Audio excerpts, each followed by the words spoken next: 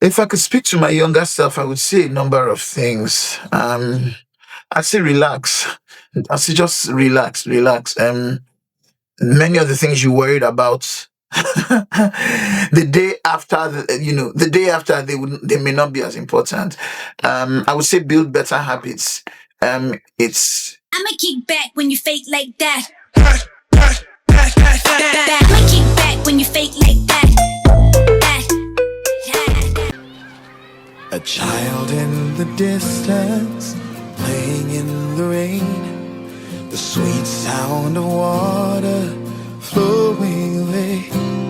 A construction worker coming home from work. Two parents and their children going to church. A happy little baby drools on your shirt. What an extraordinary day. My name is Cobhams Asuquo. So I think Punch is one of those people who it's very difficult to be self-motivated. I think you find a reason to be motivated, and if Punch has a reason, he hasn't yet told us. Because when I find him doing stuff, when I see him doing stuff, like he just gets up and just drives. He just drives and drives and drives and drives and drives himself.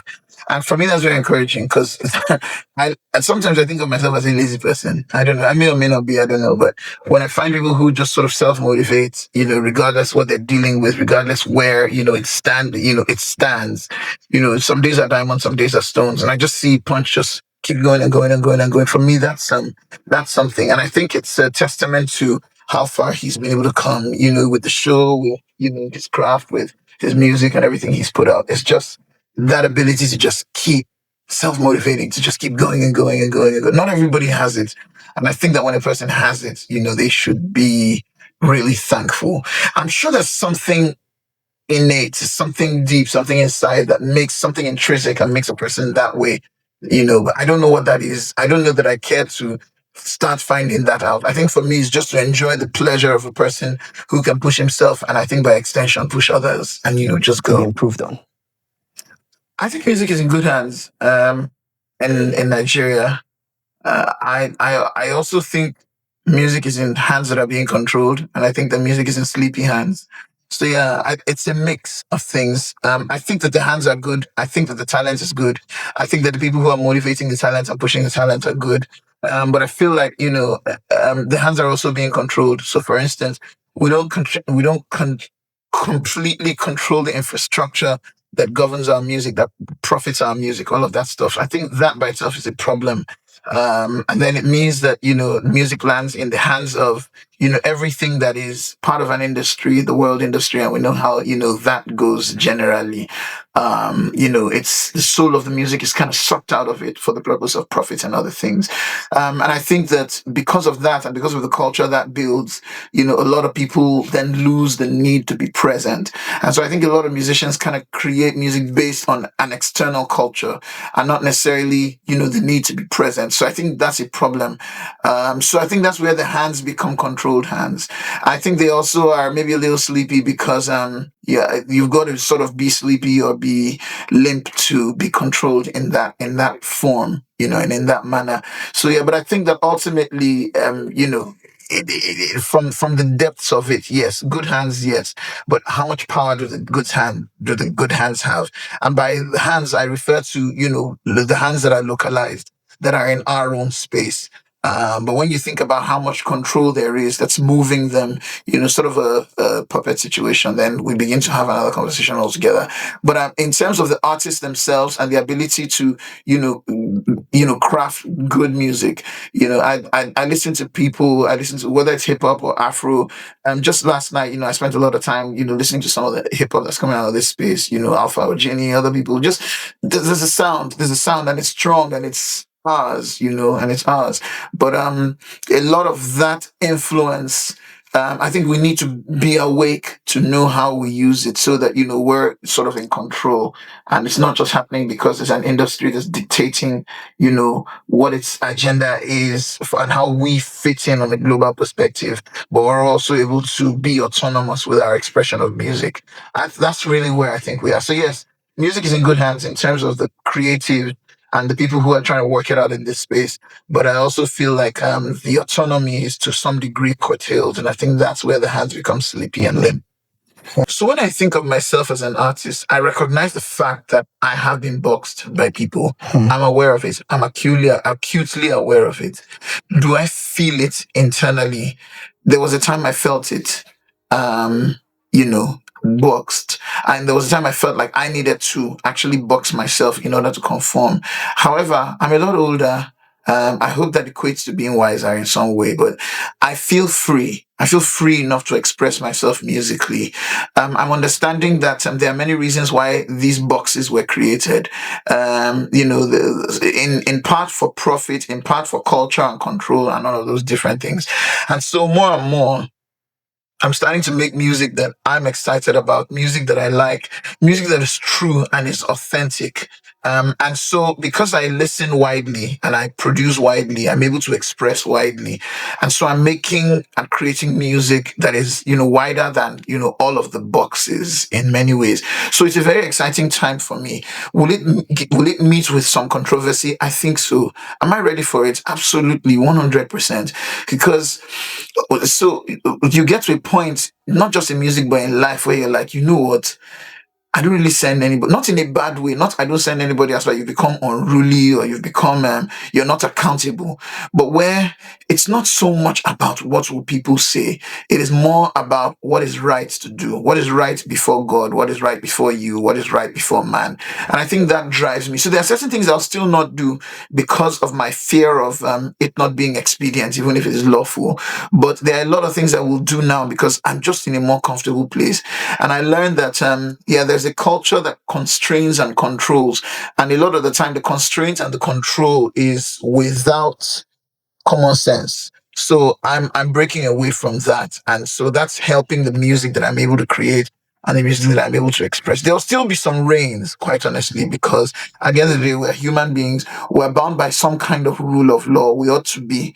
But it's not as restrictive as it used to be. And it has to make sense to my head. And I think I can trust me going through that process because I trust the spirit that is in me. So if that spirit finds freedom and it finds expression, I'm going to let it be because I'm not coming from a totally dark, dirty place and then just expressing anything, So, but I'm finding my way out of the boxes. I'm finding a sound that's more authentic, more original, more me. I think, people might have a bit of trouble with it, but hey, they'll be all right. Which is the other thing I've learned.